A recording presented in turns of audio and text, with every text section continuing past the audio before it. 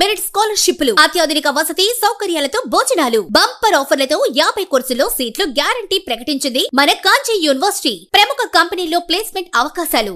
ఇంకెందుకు ఆలస్యం? వెబ్సైట్ ని సందర్శించండి. వివరాల కోసం నంబర్లకు కాల్ చేయండి. ఈ ప్రాచీనమైన సనాతన ధర్మంలో భగవంతుణ్ణి మనం అనేక స్వరూపంలో పూజన చేస్తున్నాము. రావి చెట్టులో మూలతో బ్రహ్మరూపాయ, మధ్యతో విష్ణు రూపిణే, అగ్రత శివరూపాయ, వృక్షరాజాయ తే నమః అని చెప్పి బ్రహ్మ విష్ణు మహేశ్వరుని పూజన చేస్తున్నాము. వీటిలో కూడా సోమవారము అమావాస్య వచ్చినప్పుడు విశేషంగా ఉదయంలో ప్రదక్షిణం చేసి సత్సంతాన ప్రాప్తి అన్నిటి కోసము మనం పూజలు చేస్తున్నాము. విగ్రహంలో భగవంతుణ్ణి పూజన చేస్తున్నాము. విఘ్నేశ్వరుడు, శివుడు, అమ్మవారు, సూర్యుడు, మహావిష్ణు, సుబ్రహ్మణ్య స్వామి ఇట్లా అనేక దేవతామూర్తుల్ని సప్తమాతృక బ్రాహ్మీ, మాహేశ్వరీ చైవ కౌమారీ, వైష్ణవీ తథా వారాహి చ తథేంద్రాణి చాముండా సప్తమాతరః అని చెప్పి మాతృకా దేవతల్ని మనం సప్తమాతృకల్ని పూజలు చేస్తున్నాము. గ్రామంలో అనేక గ్రామాల్లో సప్తమాతృకా దేవస్థానాలు, అమ్మవారి గుళ్ళు ఉంటాయి. అలా మన ఇంటిలో పూజ చేస్తున్న పూజ స్వార్థ పూజ అని పేరు. మన కుటుంబం కోసము, మన కోసము, మంచి ఆరోగ్యం పూజలు చేస్తున్నాము. గుడిలో పూజ చేసేది పరార్థ పూజ అంటారు. పరార్థ పూజ అంటే ప్రజలందరి కోసము, ప్రతి గ్రామంలో ఉండే గుడిలో పూజ చేస్తున్న లాభము, దాని యొక్క ఫలితము అక్కడ ఉండే ప్రజలందరికీ కూడా, ప్రజలు మాత్రమే కాదు, ఆవులు మేకలు అందరికీ కూడా షన్నో అస్తు ద్విపదేశం చతుష్పదే అని చెప్పి 2 కాలు ఉండేవాళ్ళకి, 4 కాలు ఉండేవాళ్ళకి అందరికీ కూడా సుఖము, శాంతి, ఆరోగ్యము, సుముఖత అన్ని కలుగుతుంది.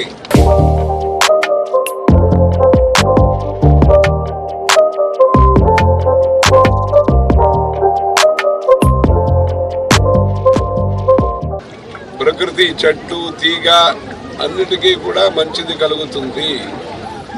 అలాంటి పరార్థ పూజ కోసము ఆ రోజుల నుంచి మన శాసకులు అక్కడ నిత్యము ధూప దీప నైవేద్యాలు జరగాలి, వేద పారాయణం జరగాలి, పురాణ ప్రవచనం జరగాలి అని చెప్పి ఏకాదశి దేనికోసం మనం ఉపవాసం చేస్తున్నాము.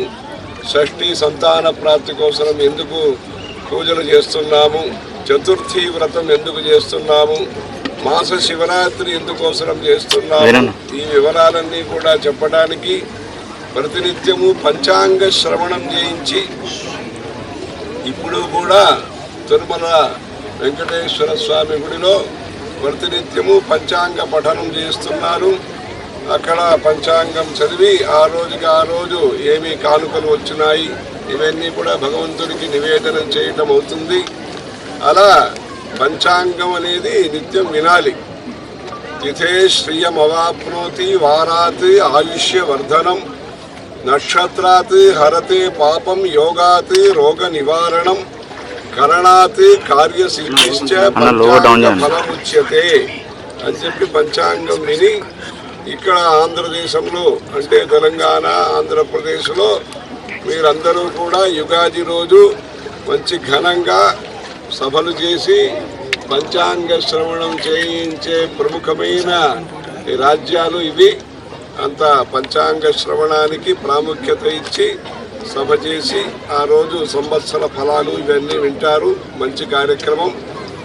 అలా ప్రతినిత్యము పంచాంగం చదివి ఈ గుడి గోపురంలో విగ్రహారాధన చేయాలి. ఆ భగవంతుణ్ణి శిల్పశాస్త్ర ప్రకారము నిర్మాణం చేసి ఈ రాతితో ఇన్ని అంగుళాలు, ఇన్ని మూర్తి అని పెట్టి అక్కడ ప్రాణ ప్రతిష్ఠ చేసి స్వామిన్నే సర్వజగన్నాథ యావదా చంద్రతారకం తావత్వం ప్రీతిభావేన బింబేస్మిన్ సన్నిధిం కురు అని చెప్పి ఆ భగవంతుణ్ణి ఆవాహనం చేసి ప్రాణప్రతిష్ఠ చేసి సూర్యచంద్రుడు ఉన్నంతకాలం మీరు ఇక్కడే ఉండి ప్రేమగా ఉండి అనురాగంతో ఉండి సేవించుకునే భక్తులు, అభిషేకాలు, అర్చన, హారతులు ఇచ్చే భక్తులందరికీ కూడా ఈ జీవితంలో సంసార సుఖం ఏముంటుందో న్యాయమైన సుఖాలు, ధార్మికమైన ఐశ్వర్యాన్ని ప్రసాదిస్తుంటారు.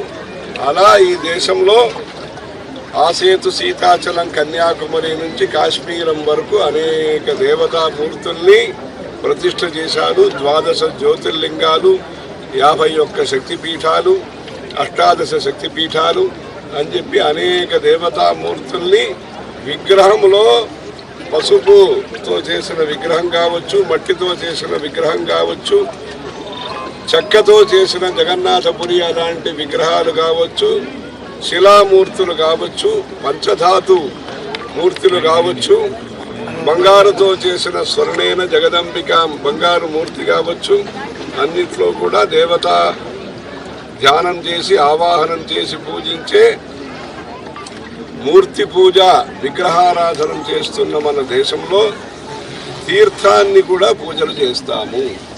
గంగోత్రి, యమునోత్రి, అమర్కంటకు, మహాబలేశ్వరు, ఇంకా గోదావరి, అక్కడ నాసిక్, త్రంబకేశ్వరము, అలా అనేక నదులు ఉత్పత్తి ఉద్గమ స్థానంలో కానీ సంగమ స్థానంలో కానీ పూజలు చేయటం. తీర్థరాజ్ ప్రయాగని అక్కడ కూడా గంగా, యమున, సరస్వతి సంగమంలో, త్రివేణి సంగమంలో పూజలు చేయటం. ఆ త్రివేణి సంగమం గురించి, సరస్వతి నది గురించి కూడా అంతర్వాహిని అంటారు. అలా సితాసీతే సరితో యత్ర సంగతే తత్ర ప్లుతా సోదివముత్పాదంతి ఏవై తన్వా విసృజంతి ధీరాస్తే జనాసో అమృతత్వం భాజంతే అని చెప్పి తెల్లగా ఉండే నది, తెల్లగా లేని నది అని ఇది గంగా యమునా నది గురించి వేదంలో చెప్పబడినది. అంత అద్భుతమైన పవిత్రమైన సంగమ క్షేత్రాలు ఉంటాయి. సంగమేశ్వరుడని కూడా తమిళనాడులో ఒక శివక్షేత్రం ఉంటుంది, సంగమేశ్వరుడని పేరు. అలా ఇక్కడ తెలంగాణ రాజ్యంలో మహారాష్ట్ర సీమ ఇక్కడ 5 జ్యోతిర్లింగాలు ఉండే మహారాష్ట్ర ప్రదేశం నుంచి ఇక్కడికి విచ్చేసిన గోదావరి, దక్షిణ గంగా, ప్రాణహిత, ప్రాణద, ప్రాణరూపిణి అని లలితా సహస్రనామంలో చెప్తారు. అలా ప్రాణం అనేది చాలా ముఖ్యం, శరీరానికి చాలా ముఖ్యమైనది ప్రాణం అంటారు. అలా ఈ ప్రాణాహుతి అని నిత్యం మనం భోజనం చేస్తున్నప్పుడు ప్రాణాహుతి, ప్రాణాయ స్వాహ, అపానాయ స్వాహ, వ్యానాయ స్వాహ, ఉదానాయ స్వాహ, సమానాయ స్వాహ అంటారు. సమానం, మనిషి యొక్క మనస్తత్వం సమానంగా ఉండాలి, రాగద్వేష అతీతంగా ఉండాలి, అప్పుడు వర్షం వస్తుందంటారు. ఈరోజు ఈ పుష్కర స్నానానికి ముందు ఒక ఇది ప్రోక్షణం జరిగింది, దేవత అనుగ్రహం కలిగింది ఇక్కడ వస్తుండగా ఉదయంలో. అలా ఇక్కడ ఈ గోదావరి, ప్రాణహిత, సరస్వతి నది త్రివేణి సంగమం అనేది చాలా గొప్ప విషయము. నదీ సంగమంలో ఈ సరస్వతి అంత్య పుష్కరం. గురు భగవాన్ బృహస్పతి దేవానాంచ ఋషీణాంచ గురుం కాంచన సన్నిభం బుద్ధిభూతం త్రిలోకేశం తన్నమామి బృహస్పతిం. దేవానాంచ ఋషీణాంచ గురుం కాంచన సన్నిభం, బంగారులాగా ఉంటారు ఆయన. అందరికీ మన ముఖ్యం అంటే మంచి ఆలోచనలే ముఖ్యం. మంచి ఆలోచన ఉంటే ప్రగతి కలుగుతుంది.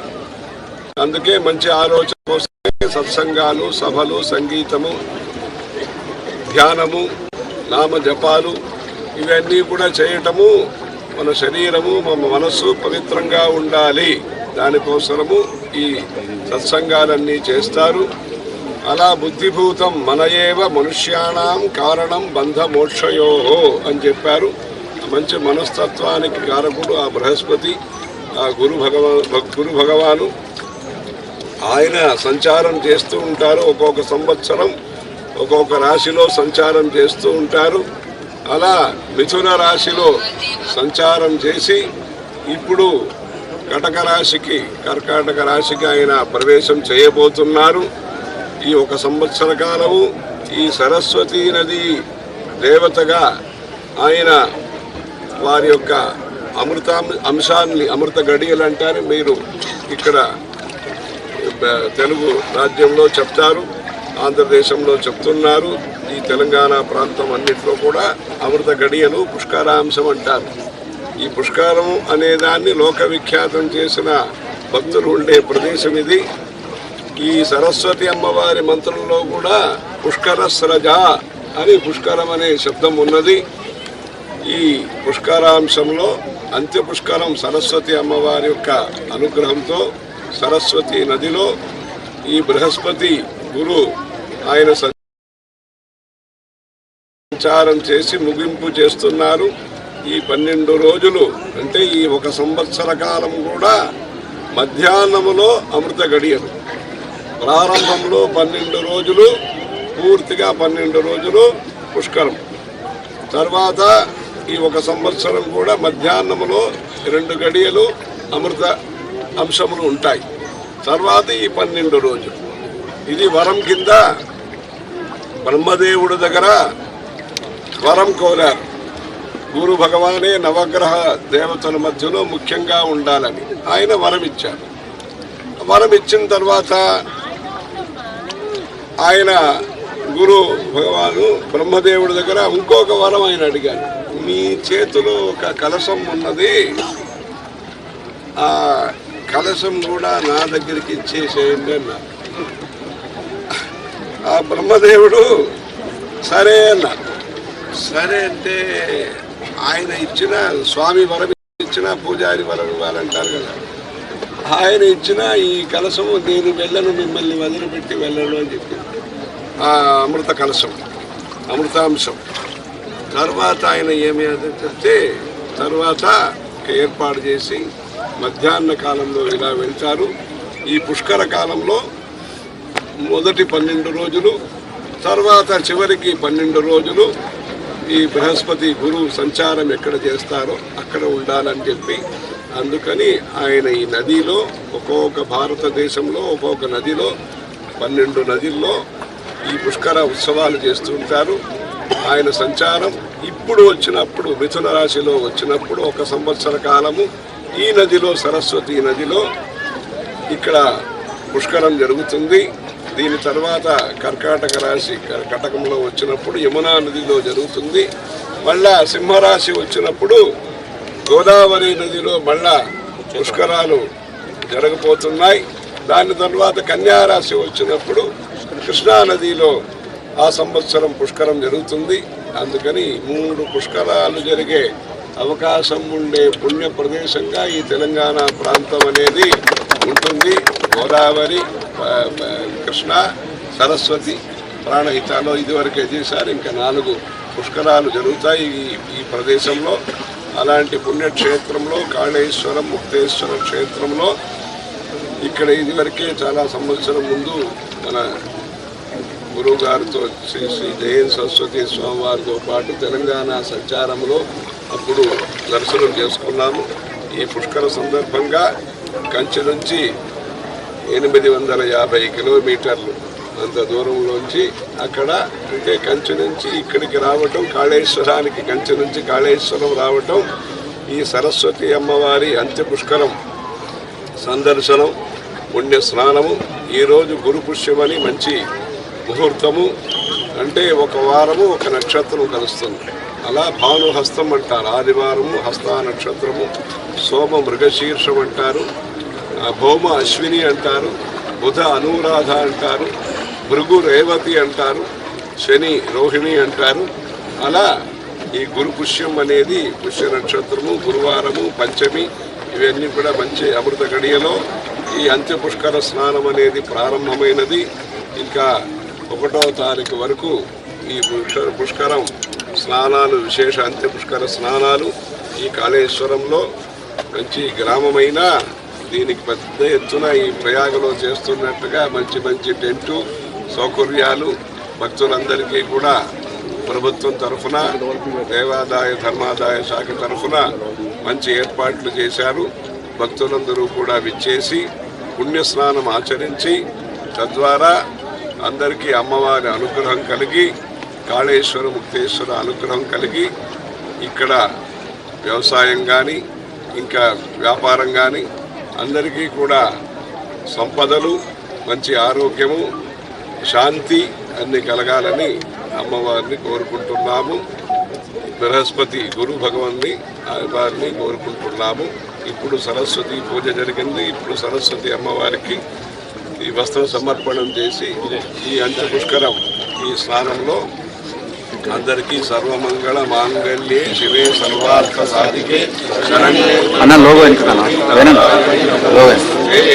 అని చెప్పి గ్రామమైన ఇంటి సౌకర్యం విస్తృతమైన ఏర్పాట్లు చేశారు.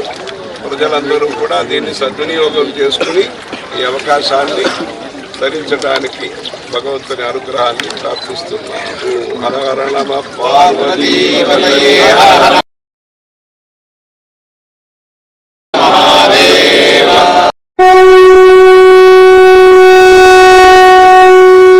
ధర్మానికి కంకణబద్ధులై ధార్మికతను పెంచుతూ ఆధ్యాత్మికతకు సరికొత్తదనం, నవతరానికి మార్గదర్శనం. ఆధునిక ఆలయాలు, అపురూప నిర్మాణాలు,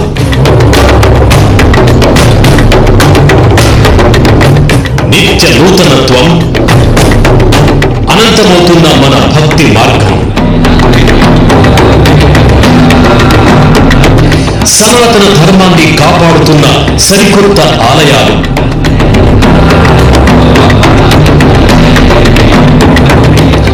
ఆలయ పరిచయం మీ AB6 న్యూస్ లో